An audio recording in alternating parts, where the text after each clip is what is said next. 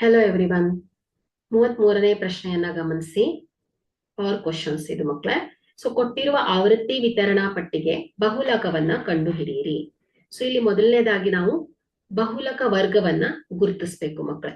So ಇಲ್ಲಿ ದತ್ತ ಆವೃತ್ತಿ ವಿತರಣಾ ಪಟ್ಟಿಯಲ್ಲಿ ಅತಿ ಹೆಚ್ಚು ಆವೃತ್ತಿಯನ್ನ ಹೊಂದಿರುವಂತದ್ದು ಯಾವ್ದಾಯ್ತು ಮಕ್ಕಳೇ? 15 ಅಲ್ವಾ? ಸೊ ಹಾಗಾದ್ರೆ ಇಲ್ಲಿ ಈ ಒಂದು ಬಹುಲಕ ವರ್ಗಾಂತರ ಯಾವ್ದಾಗತ್ತೆ ಹೇಳಿ? 25ರಿಂದ 30 ಆಗಿದೆ. ಸೊ ಈಗ ನಾವು ಬಹುಲಕದ ಸೂತ್ರವನ್ನ ನೋಡಿದ್ರೆ, so L plus F1 minus F0 divided by 2F1 minus F0 minus F2 into H. So ಇಲ್ಲಿ ನಾವು ವರ್ಗಾಂತರಕ್ಕೆ ಸಂಬಂಧಿಸಿದಂಗೆ ಇದರ ವರ್ಗಾಂತರದ ಕೆಳಮಿತಿ, ಬಹುಲಕ ವರ್ಗದ ಹಿಂದಿನ ಆವೃತ್ತಿ, ಮುಂದಿನ ಆವೃತ್ತಿ, ಬಹುಲಕ ವರ್ಗದ ಆವೃತ್ತಿ ಮತ್ತು ವರ್ಗಾಂತರದ ಗಾತ್ರವನ್ನ ನಿರ್ಧರಿಸಬೇಕು ಮಕ್ಕಳೇ. ಸೊ ಹಾಗಾದ್ರೆ ಇಲ್ಲಿ ಬಹುಲಕ ವರ್ಗದ ಆವೃತ್ತಿ ಯಾವ್ದಾಯ್ತು ಹೇಳಿ? F1 15. ಸೊ ಬಹುಲಕ ವರ್ಗದ ಹಿಂದಿನ ವರ್ಗದ ಆವೃತ್ತಿ F0 9. ಸೊ ಅದೇ ರೀತಿ ಬಹುಲಕ ವರ್ಗದ ಮುಂದಿನ ವರ್ಗದ ಆವೃತ್ತಿ F2 9.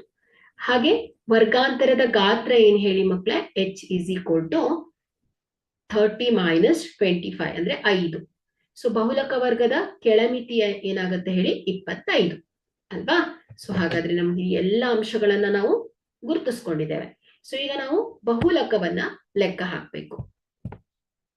ಸೊ ಈಗ ಸೂತ್ರದಲ್ಲಿ ಈ ಮೌಲ್ಯವನ್ನ ಆದೇಶಿಸಿದಾಗ, so L 25 plus F1 15 minus F0 9 divided by 2 into F1 15 minus F0 9 minus F2 9 ಗುಣಿಸು H ಎಷ್ಟು ಹೇಳಿ? 5. So is equal to 25 plus 15 minus 9 ಎಷ್ಟಾಗುತ್ತೆ ಹೇಳಿ? 6 ಡಿವೈಡೆಡ್ ಬೈ 15 2 30 ಮೈನಸ್ 18 30 ಮೈನಸ್ 18 ಗುಣಿಸು 5. Okay. So is equal to 25 plus 6 divided by 12 30 minus 18 ಅಂದ್ರೆ 12 ಗುಣಿಸು 5.